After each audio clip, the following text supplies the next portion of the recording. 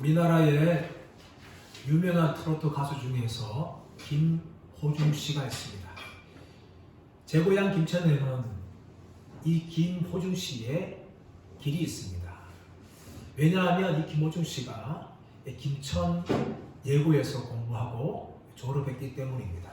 그래서 김천시에서 김호중 씨를 관광의 소재로 삼아서 길을 만들고 축제하는 기간을 정하였습니다. 제가 오래전에 이 김호중 씨와 관련된 영화인 파파로티를 본 적이 있습니다. 이 파파로티는 김호중 씨의 실제 인생 이야기입니다. 김호중 씨는 한때 조폭이었습니다. 그러나 새로운 인생을 살아가면서 이 조폭의 세계를 떠났고 트로트 가수가 되었습니다. 그런데 그 영화에서 조폭의 세계를 떠나는 것이 얼마나 어려운 것인지를 저는 그 영화에서 본 적이 있습니다. 예를 들어서 조폭 중에서 이 조폭의 세계를 떠나려고 하면은 목숨을 걸어야 됩니다. 마대자루에 사람을 넣고 그 사람을 공중에 달아서 조직원들이 몽둥이를 팹니다. 그리고 그 사람이 살아남을 경우에 조폭의 세계를 떠날 수가 있게 되는 겁니다. 그만큼 조폭의 세계를 떠나는 것은 결코 쉽지 않지만 김호중 씨는 이 세계를 떠나서 이제 트로트 가수가 되었습니다. 사랑 여러분, 우리는 조폭의 세계보다 더 심한 세계를 떠났습니다. 그것은 죄의 세계입니다. 죄의 종로를 태웠고 죄 아래에서 살았습니다. 죄의 지배를 받았습니다. 그러나 하나님의 은혜로 우리는 하나님의 자녀가 되었고 하나님의 백성이 되었습니다. 이것은 전적인 하나님의 은혜입니다. 할렐루야. 그러나 여러분, 조폭의 세계를 떠났다 하더라도 그 몸 안에 이 조폭에 살았던 이 생활의 습성이 남아있듯이 죄의 세계에서 떠났다 할지라도 여전히 우리 육신 안에는 이 죄의 본성이 여전히 남아있습니다. 죄는 우리가 노예에서 해방되었지만 끊임없이 자신의 노예로 삼고 자신의 종으로 삼으려고 지금도 우리 육신 안에서 몸부림을 치고 있습니다. 그러므로 성도는 이 죄로 인하여서 영적인 갈등과 탄식을 할 수밖에 없습니다. 오늘 본문은 사도 바울이 자신의 죄로 말미암아 겪는 이 영적인 갈등과 탄식에 대해서 우리에게 증거를 하고 있습니다. 근데 사실 이 7장 14절부터 25절에 해당하는 본문은요, 신학자들 간에 사실은 격렬한 대립이 있어요. 어떤 첫 번째 대립이 무엇인가 하면 이 본문에 말하고 있는 이 사람이 과연 그리스도인이냐 아니면 불신자냐. 그리스도인이라 하기에는 너무 죄에 매여있고 불신자라 하기에는 하나님의 속한 것들을 너무나 사랑하고 죄를 미워하기 때문에 정말 과연 그리스도인인가 아니면 불신자인가, 여기에 대해서 겁나 대립이 있어요. 두 입장 모두가 다 사실 다 일리가 있는 것이기 때문에 어느 하나가 옳다 하고 이렇게 쉽게 말할 수는 없습니다. 두 번째는 이 나오고 있는 이 사람이 사도 바울이냐 아니면 사도 바울이 자신의 편지를 받고 있는 로마 성도들과 친밀하기 위해서 1인칭 합법으로 쓴 사람이냐. 세 번째는 이 사람이 사도 바울이 예수님 믿기 이전의 고백이냐 아니면 예수님 믿고 난 후에 이런 영적인 갈등을 하고 있는 것이냐. 여기에 대해서 학자들마다 격렬한 대립과 논의가 있습니다. 저는 분명하게 이 말씀을 읽으면서 여기에 나오고 말하고 있는 자는 분명히 사도 바울이며 사도 바울이 회심한 후에 자신의 안에 나타나는 이 죄의 본성과의 갈증과 탄식을 말하고 있는 것이라고 저는 강력하게 말할 수가 있는 것입니다. 왜냐하면 여기에는 근거들이 있습니다. 하나는 무엇인가 하면 14절에서 25절 말씀 나오고 있는 이 동사의 시제들이 모두 다 현재로 진행됐다는 것입니다. 앞에 1장 13절에서는 과거 시제로 이야기합니다. 예수 믿기 전에 얼마나 자기가 율법의 종 율법으로 말미암아 제가 기회를 타서 죄를 지었는지 거기에 대해서 말했다면 14절부터 25절까지는 사도 바울이 예수 믿은 후에 현재 실제로 자신의 상태를 그렇게 이야기하고 있는 것입니다. 두 번째는 상황이 바뀌었다는 것입니다. 예수 믿기 이전에는 죄로 말미암아 죄가 자신을 죽음으로 이끌어 갔지만 이제는 예수 믿은 후에 자신이 새로워졌다는 것을 사도 바울이 이렇게 고백을 하고 있는 것입니다. 세 번째는 사도 바울이 자신은 하나님의 법을 즐거워한다라고 22절에서 고백합니다. 그 이전에는 하나님의 법을 즐거워하지 않았습니다. 그러나 예수 믿은 후에는 정말 자신 안에 여전히 죄의 본성이 있고 자신을 죄로 이끌어가려고 하지만 그럼에도 불구하고 하나님의 법을 즐거워한다라고 고백을 합니다. 여러분 불신자들은요 하나님의 법을 즐거워하지 않습니다. 하나님의 말씀을 기뻐하지 않아요. 오히려 불순종하고 반항하고 무관심하죠. 그러나 하나님의 백성들은 하나님의 말씀을 즐거워하게 되어 있는 것입니다.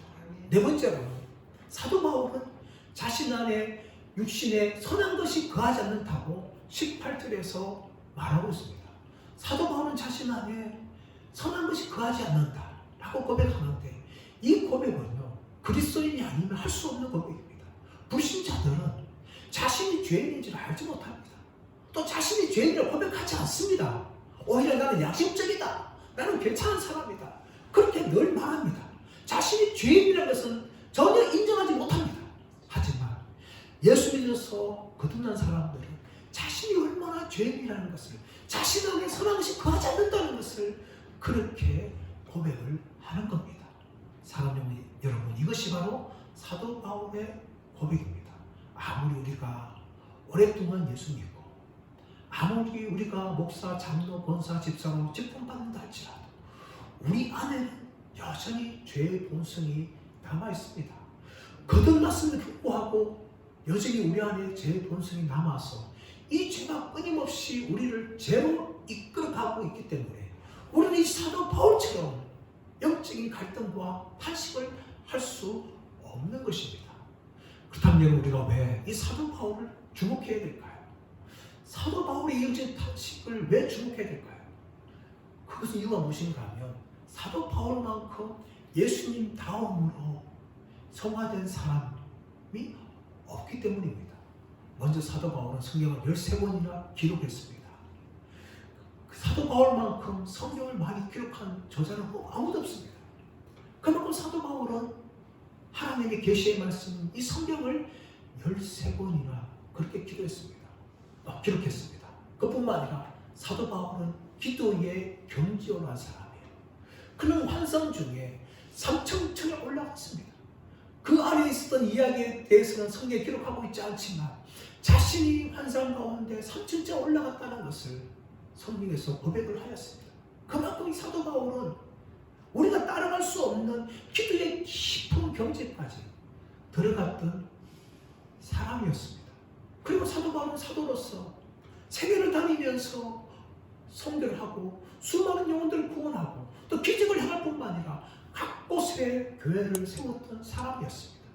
이렇게 위대한 사도 바울조차도 자신의 죄 안에 있는 영적인 갈등이 있다면 저와 여러분이 어떻게 우리 안에 있는 죄로 말미암아 영적인 갈등과 탄식을 하지 않을 수 있을까요? 이것에는 아무도 예외가 없다는 것을 우리는 정직하게 인정을 해야 합니다. 자, 그렇다면 사도 바울이 무엇에 대해서 갈등하며 탄식하고 있습니까? 첫 번째는 자신 안에 있는 죄로 인하여 그 죄 때문에 갈등하며 탄식을 하고 있습니다. 이 내용이 14절부터 22절까지 전개되어지는데 먼저 우리 15절 말씀으로 한번 읽겠습니다. 15절 시작. 내가 행하는 것을 내가 알지 못하노니 곧 내가 원하는 것은 행하지 아니하고 도리어 미워하는 것을 행함이라. 사도 바울이 무엇을 힘들어합니까? 자신이 원하는 것이 있는데 원하는 것이 무엇일까요? 예수님을 기쁘시게 하기 위한 것이 자신이 원할 것입니다. 또 하나님 말씀을 열심히 지키고 순종하는 것이 자신이 원하는 것일 것이에요. 그러나 사도 바울은 무엇을 말합니까? 내가 원하는 것이 있는데 그 원하는 것을 내가 행하지 아니하고 도리어 미워하는 것, 죄짓는 것을 자신이 행하고 있다 하면서 이렇게 고백을 하는 겁니다. 이렇게 사도 바울은 거듭났고 사도임에도 불구하고 자신이 원하는 것을 행하지 않는 이런 영적인 한계를 사도 바울이 이렇게 고백을 합니다.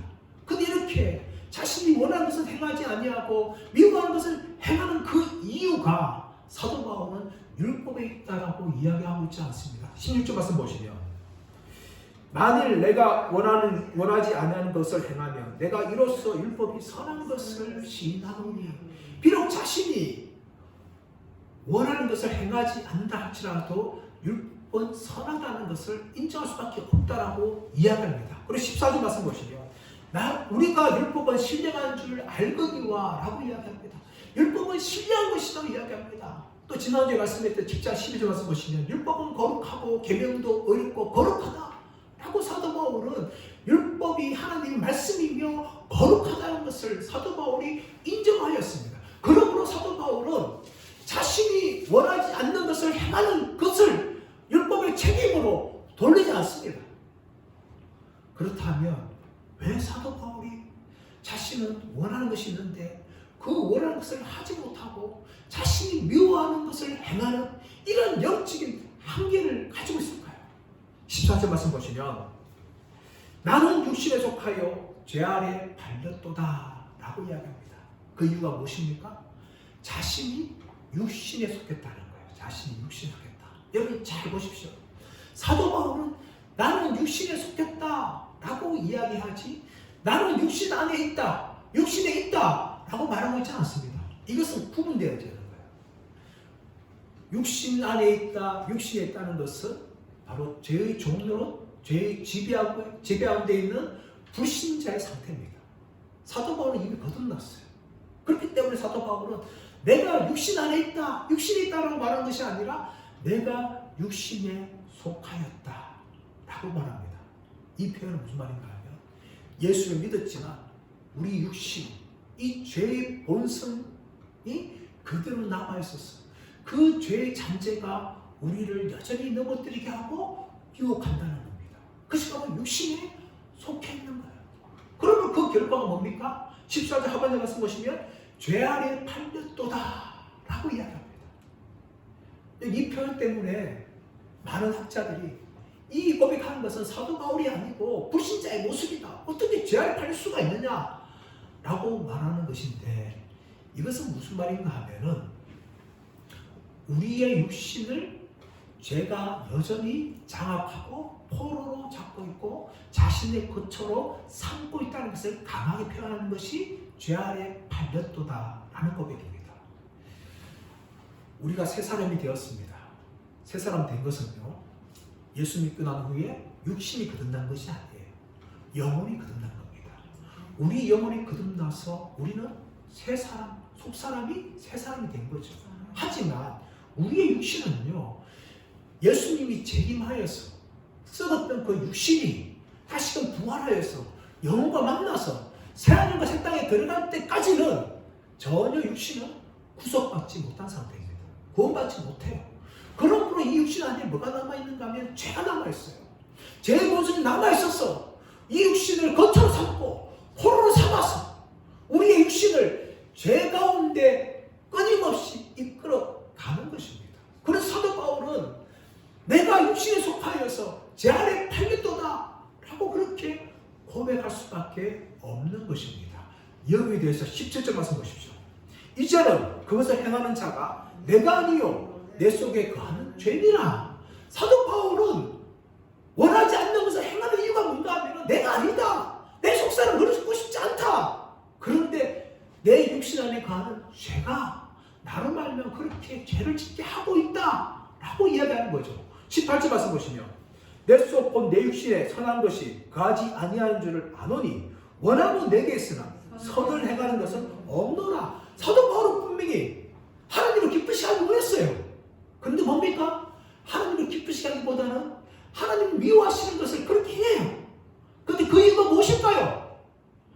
18절 하반절 말씀 보시면 선을 행하는 것은 없노라. 이 표현을 정확히 말하면 선을 행할 수 있는 능력이 내 안에 없다 라고 말하는 것입니다. 이것이 여러분 거듭난 사도 바울의 한계며 저와 여러분의 한계입니다. 19절에서 20절 말씀 보시면 만일 내가 원하는 바 선을 행하지 아니하고 도리어 원하지 아니한 바 악을 행하는도다. 만일 내가 원하지 아니하는 그것을 하면 이를 행하는 자가 내가 아니요 내 속에 거하는 죄니라. 이 죄 때문에 뭡니까? 악을 행하게 된다는 거죠. 악을 행하게 된다는 거예요. 선을 행할 능력이 없기 때문에 악을 행하는 겁니다. 우리의 힘 자체로는요 선을 행할 수 없어요. 대신에 죄 때문에 악을 행할 수밖에 없다는 것이죠. 21절 말씀 보시면 그러므로 내가 한 법을 깨달았노니 곧 선을 행하기 원하는 나에게 악이 함께 있는 것이로다. 여전히 우리 안에는 죄의 본성이 남아있었어. 우리를 악가운 데 이끌어가고 악이 여전히 우리 안에 존재한다라고 이야기합니다. 이것이 여러분 사도 바울의 영적인 갈등이며 탄식입니다. 사도 바울이 이랬다면 저와 여러분도 결코 예외가 아닙니다. 우리의 영혼은 거듭나서 새 사람이 되었습니다. 하지만 육신은 거듭나지 못하였어요. 이 육신 안에 여전히 죄의 본성이 남아있어서 우리 육신의 지체들을 끊임없이 죄를 짓게 하고 악을 행하게 하는 겁니다. 그렇기 때문에 사도 바울은 자신의 육신 안에 있는 죄 때문에 이렇게 갈등합니다. 이 갈등은 언제 끝날까요? 우리가 죽어야 끝이 나는 것입니다. 우리 육신이 죽어야 그렇게 끝이 나는 거죠. 우리가 육신이 죽어서 무덤에 들어가기 전까지는 우리가 죽을 때까지 끊임없이 우리 육신 안에 있는 죄의 본성 때문에 죄를 범하고 하나님께서 미워하시는 것을 악을 행하는 것을 우리가 경험할 수밖에 없다고 사도 바울이 우리에게 말하고 있는 것입니다. 두 번째, 사도 바울은 무엇 때문에 탄식할 거 있을까요? 죄와의 싸움 때문에 사도 바울은 탄식을 합니다. 우리 22절 23절 말씀 볼까요? 시작. 내 속사람은 하나님의 법을 즐거워하되 내 지체 속에서 한탄한 법이 내 마음의 법과 싸워 내 지체 속에 있는 죄의 법으로 나를 사로잡는 것을 보는도다. 22절에서 내 속사람, 내 영혼으로는 하나님을 즐거워한다는 겁니다. 여러분 이것이 거듭난 사람들의 특징이에요. 거듭난 사람들은요 하나님의 법, 하나님의 말씀, 하나님의 율법을 즐거워합니다. 율법을 버리지 않아요. 율법을 쓸모없다 말하지 않습니다. 그 율법을 즐거워하죠. 이것이 거듭난 사람들의 특징입니다. 마치 어린아이, 아기가 세상에 태어나서 새 생명을 얻으면 그 새 생명의 왕성함 때문에 엄마의 젖을 쫙쫙 빨아들입니다. 마찬가지로 영혼이 거듭나서 새 사람이 되어지면 우리는 영적인 양식을 그렇게 찾게 되고 하나님의 말씀을 즐거워하게 되는 것입니다. 이것이 바로 믿음의 성도들의 특징입니다. 시편 기자는 시편 119편에서 이렇게 고백을 합니다. 119편 105절 말씀에서 주의 말씀은 내 발의 등이요 내 길의 빛이니이다 라고 이야기합니다. 또 140절에서는 주의 도가 심히 순수함으로 종이 그것을 사랑하나이다 라고 고백을 합니다. 우리의 영혼이 거듭나게 되어지면 하나님의 말씀을 즐거워하고 그 말씀을 사랑하게 되어 있습니다. 그러나 여러분 교회를 다니는 많은 분들을 보게 되어지면 하나님의 말씀을 즐거워하지 않는 사람들이 참 많다는 것을 보게 되어집니다. 왜 그럴까요? 적어도 두 가지 이유 때문일 겁니다. 하나는 무엇인가 하면 교회는 다니지만 그 사람의 영혼이 거듭나지 않을 수가 있습니다. 종교인이라는 거죠. 교인이라는 겁니다. 교인은 거듭난 사람들이 아닙니다. 성도가 거듭난 거죠.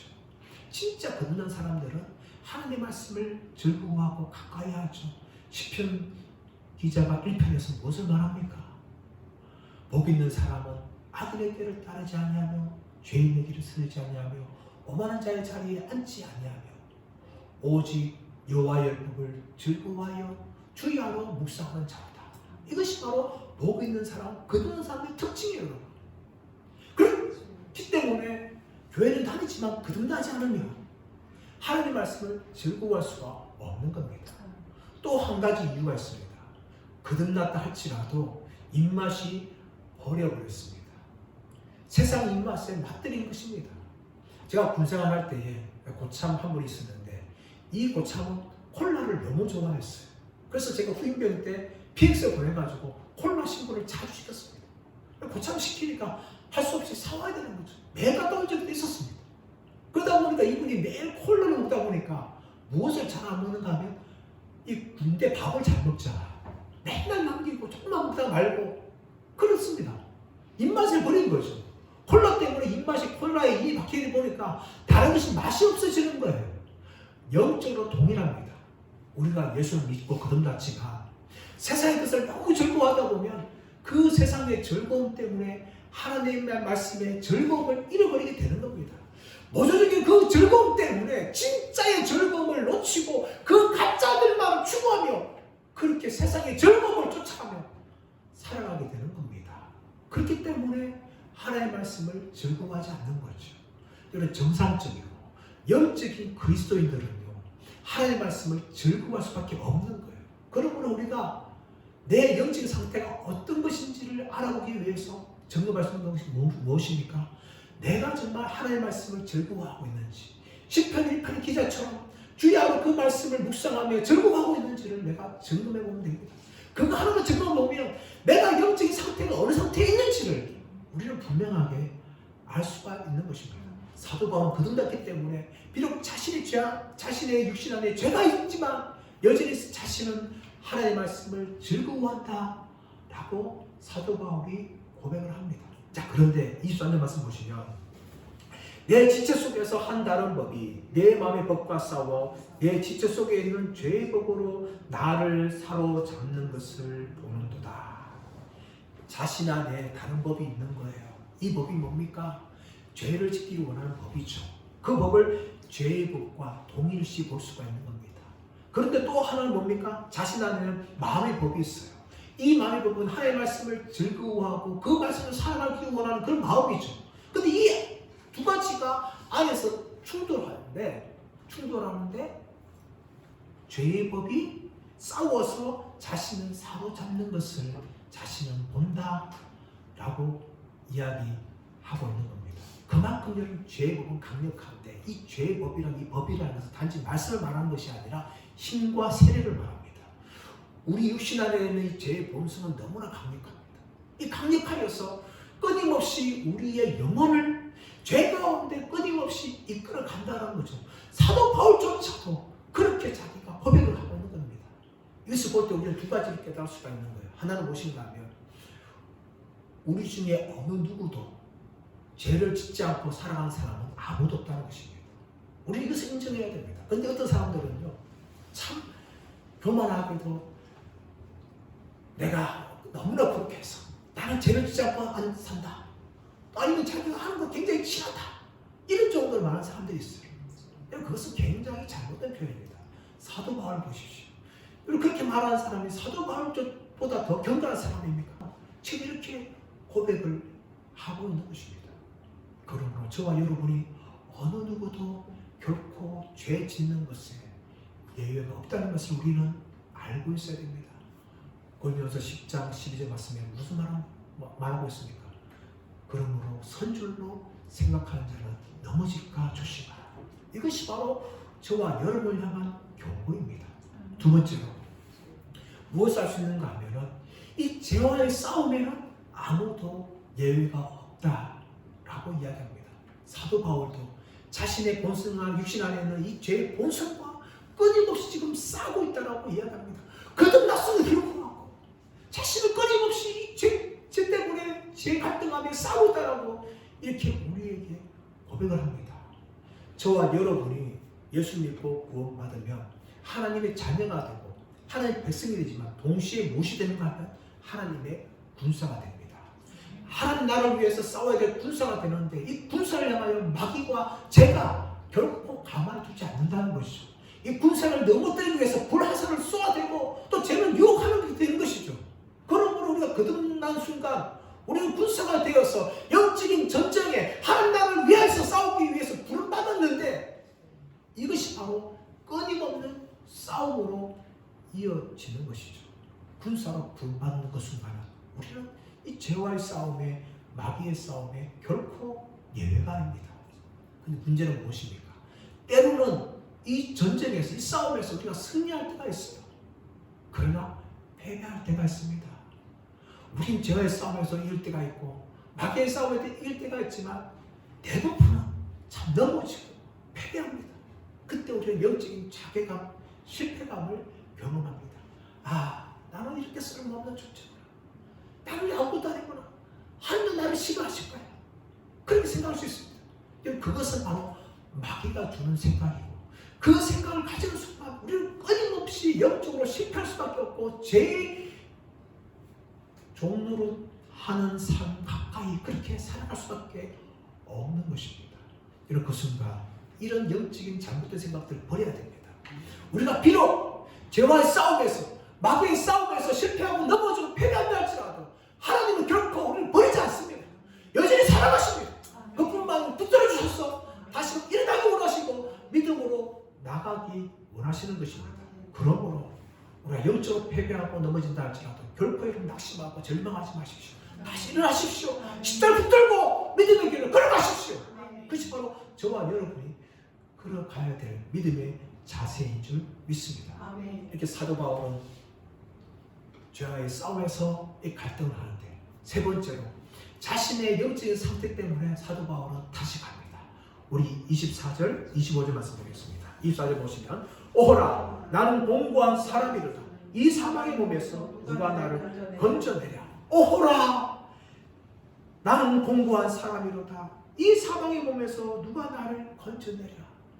저도 로마서 읽으면 상당히 직장 부분에 참 어려움을 접하면서 특히 25절 말씀 보면 이것을 보면서 이 도대체 사도 바울이 고백을 할 수 있을까? 라도 저도 많이 사실 이 성경을 해석하는데 어려움을 겪었습니다. 마찬가지예요. 많은 신학자들이 이 24절의 고백을 보면서 이것은 사도 바울의 고백이 아니다. 어떻게 사도 바울이 고백할 수 있느냐? 이것은 불신자의 고백일 수밖에 없다. 아니면 믿음이 약한 그리스도인의 고백이다. 라고 많은 학자들도 그렇게 해석하는 분들이 있습니다.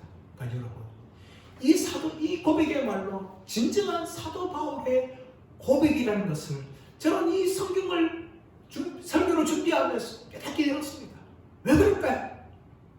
우리가 하나님께 가까이 가면 갈수록, 우리가 경건하면 경건할수록 우리는 무엇을 보는가 하면 내가 얼마나 죄인인지, 내가 얼마나 죄를 말미암아 더러운 존재인지 그것에서 눈을 뜨게 되어 있는 것입니다. 불신자들이나 믿음이 약한 사람들은요, 자신의 죄가 얼마나 큰지 그렇게 깨닫지 못해요.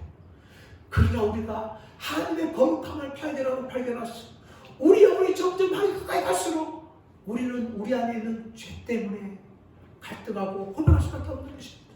내 안에 있는 죄가 이렇게 더럽구나, 이렇게 파구나 라는 것을 우리는 스스로 고백하지 않을 수 없는 그런 상태에 접합니다. 하나님 마음에 아팠던 다윗의 고백 보십시오. 다윗이 범죄했을 때에 아무도 모르지 않았습니다. 그때 나단이 찾아왔어. 당신이 그 사람이다! 라고 다윗을 향하여 죄를 지적할 때 다윗은 겸손하게 자신이 죄인이다라는 것을 인정합니다. 그리고 시편 52편 5절에서 이렇게 말합니다. 내가 죄악 중에서 출생하였으며 내 어머니가 죄 중에서 나를 잉태하였나이다 라고 고백합니다. 이 고백이 무엇입니까? 자신은 태어날 때부터 죄인이었다는 것을 그렇게 하나님 앞에서 인정하고 고백하는 것입니다. 이것이 다윗의 모습입니다. 이사야 6장에서 천상회의 가운데 하나님의 거룩한 죄를 봤을 때에 이사야는 이렇게 고백합니다. 화로다 나는 망하였도다. 나는 입술과 부정한 자로다. 내가 부정한 백성 중에 거하면서 만군의 여호와의 왕을 배웠음이로다. 하고 그가 그렇게 고백을 하였던 것입니다. 여러분, 이사야 선지자 말씀의 종조차도 하나님의 거룩한 죄를 경험할 때 자신의 입술이 부정한 자라는 것을 고백하지 않을 수 없었던 것입니다. 그러므로 사도 바울이 오호라 나는 공고한 사람이다. 이 사망의 몸에서 누가 나를 건져내랴 라고 고백하는 것은 너무나 사도 바울로서 당연하고 합당한 고백이라는 것을 우리는 인정할 수밖에 없는 것입니다. 그만큼 사도 바울은 예수님 가까이 갔고 그만큼 성화된 사람이기 때문에 자신의 육신 안에 있는 죄가 얼마나 큰 것인지를 그렇게 탄식하며 고백할 수밖에 없었다는 것입니다. 오카나 목사님의 로마서 강해를 제가 성경을 따라 준비를 하였는데 그 부분에 무엇을 말하고 있는가 하면 이 오카나 목사님이 고 박윤선 목사님의 설교와 또 사적으로 했던 말에 대해서 이야기한 부분이 나옵니다. 고 박윤선 목사님은 너무나 훌륭한 목사님입니다. 이분은 성경 66권 정권에 대해서 주석을 썼습니다. 굉장히 기도를 많이 한 분입니다. 그리고 성경 속에서 늘 파묻혀서 평생을 살아갔던 아주 경건한 분입니다. 이 경건한 분이 설교에서나 또 사측 대화를 하면서도 자신의 인생의 말년에 늘 이렇게 고백을 했다는 겁니다. 어떻게 고백했는가 하면 내 속에 선한 것이 아무것도 없어. 하나도 없어. 인간이 이토록 악할 수가 있나. 썩어 냄새나는 무덤과도 같아 라고 자신의 영혼의 상태에 대해서 그렇게 고백을 했다. 자신 안에 선한 것도 아무것도 없고 자신은 이렇게 악한 존재이며 자신은 썩어 물들어지는 무덤과 같다라고 그렇게 고백을 했다는 것입니다. 이것은요, 우리 모두가 다 하나님의 거룩하신 앞에 설 때에 할 수 있는 고백이에요. 또 우리가 하나님의 거룩하신 앞에 서면서 점점 그분의 거룩하신 앞에 가까이 나갈 때 할 수밖에 없는 고백입니다. 왜 사도 바울이 오라 나는 공고한 자로다. 누가 나를 이 사망의 몸에서 건져내라 라고 고백했을까요? 그만큼 사도 바울은 예수님 가까이 갔기 때문입니다. 그러므로 사도 바울은 자신 안에 있는 죄를 이렇게 탄식하며 고백하게 되었다는 것입니다. 사랑하는 여러분, 저희도 마찬가지입니다. 우리가 점점 거룩하면 거룩해질수록 하나님께 가까이 가면 갈수록 우리는 우리 안에 있는 이 죄 때문에 탄식하며 갈등할 것입니다. 그것이 바로 이 사도 바울의 고백이었습니다. 저는 이런 고백이 저와 여러분의 고백 되기를 축복합니다.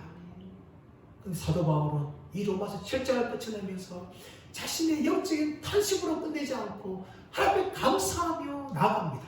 25절 말씀 못 봐요. 25절 말씀.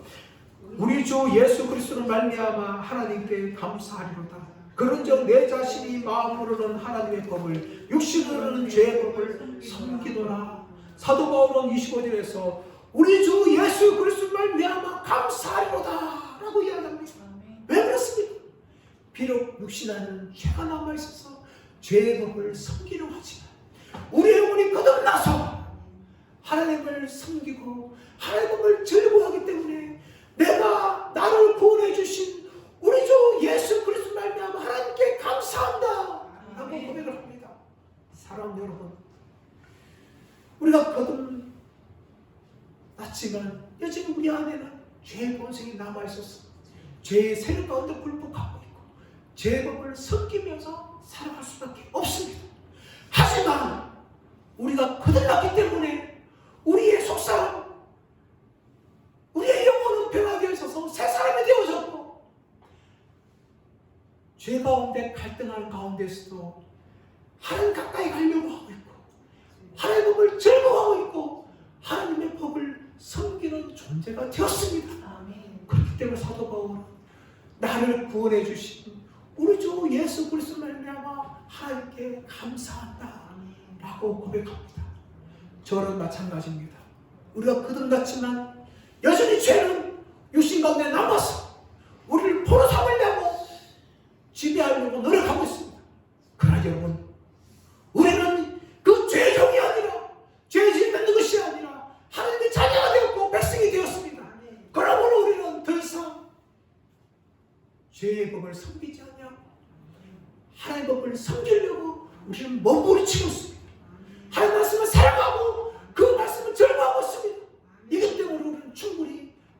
하나님께 감사하며 살 수가 있는 존재가 되었습니다. 아멘. 저와 여러분, 죄 때문에 갈등하고 때로는 죄 때문에 넘어지고 쓰러지지만 일어나셔서 다시금 하나님을 기뻐하며 하나님의 말씀을 즐거워하면서 살아가는 저와 여러분 모두가 되시기를 예수님의 이름으로 축원합니다.